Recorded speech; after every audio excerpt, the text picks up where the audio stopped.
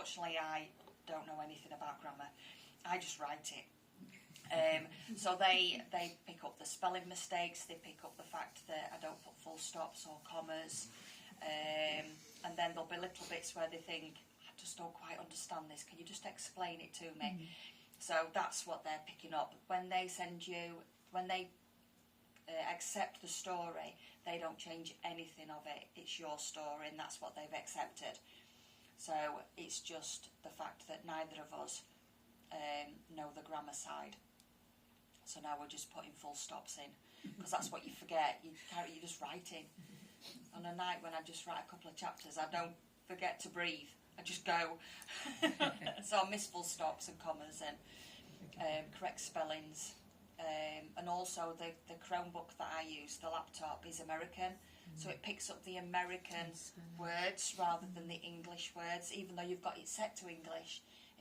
They've just picked one up and I'd put tons, and it had picked up the American version of tons and not the British version. So sometimes it picks up that, which is fine when you're writing a book that's set in America, but when you're writing a book that's set in Bentley, in Doncaster, it needs to be correct. So they don't do that for you? They tell you what's wrong, you have to do it? No, what the computer that they've got, or the software that they've got, is absolutely amazing. It gives you the correct version and you just click on that and it changes it. So all you do is just click in that you're happy for them to change, and you just keep going until, and if you spot something you're not happy with, then you just write in what you want to say if they're not fully understanding where you're going, and then that comes up a different colour so they know that you've changed it. It's so clever, really, really clever. So you literally just press in, accept, accept, accept, accept, and it just changes them all for you. And then at the end, that's it, you've got your finished book.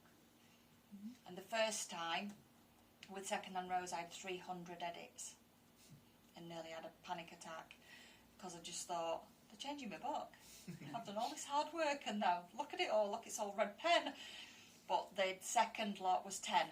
So this one we think is probably between 100 and 200, but it actually isn't as bad as it was with Second Hand Rose. So maybe I've learned something in that year.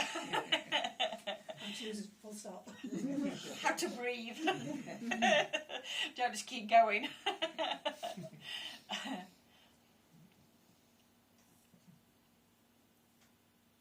more questions? You can't tell us any of the rest of the story, can you? No, it's there. And it's £7. And I'm quite happily to sign it for you.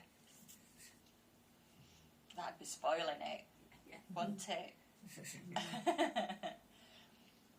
So when do you actually find the time to write, to do the writing with working? I normally, Paul goes to the gym on a Tuesday night, so I normally start then. And then in between other things, because I have strange times when I remember or think about stories. Things just pop into my head, so I'll get up at 4 and start again when it pops into my head rather than forgetting it. Do you carry a little notebook with you then? No, it all stays in my head. Yeah, I know. So I just get it out there and get it on the page, and we'll be coming home and I'll spot something at the side of the road and think, oh, I'm going to put that in. Especially with the second one being a children's book, I've seen some daft strange things when I've been coming home from work and thought, that's going in.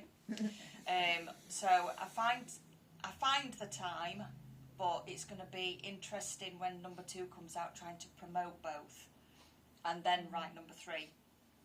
So that could be fun, but I've just knocked my hours down. I've just lost Fridays, so I'm just working Monday to Thursday now, and that's only recent. That was the 1st of May that I asked if I could go down to 4 days, just so that I've got a bit more time, because I love writing.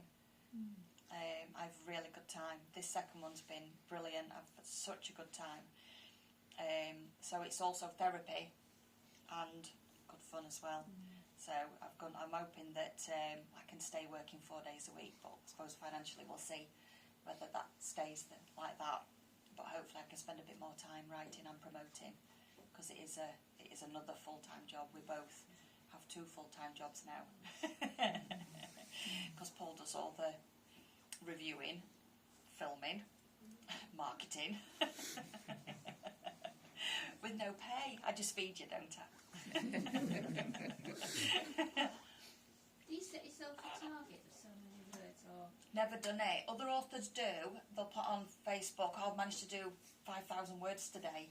And I don't set myself that kind of pressure because I want to do it because it's fun rather than forcing myself to do 5,000 and then not reaching that goal. And because I suffer with anxiety, that just probably fuels the anxiety that I haven't hit that goal. So I sort of just write, I'll do a couple of chapters, whatever I feel at that time, and then he'll come back from the gym, read it, notice any mistakes, not notice all the mistakes, because that's the funny part about it. And then I just write when I can, and because I enjoy doing it so much, I want it to stay that way. I don't want it to ever become a chore. Some people, one lady's already, it's June and she's published 10 books already, self-published, and I just think it's too much. If I can just do it and it's fun, then that's what it should be. It was never about money. It was never about us making lots of money. It was about him, and that's all it's ever going to be about, is making sure that when people read it, they're reading about him. And is that going to be a theme in all of your books? I don't know at the moment. I don't think he's going to be in the crime thriller. But he's going to be in the sequel to this. Yes. But obviously not the prequel. So I don't know at the moment. The second book is a crime fighting duo, which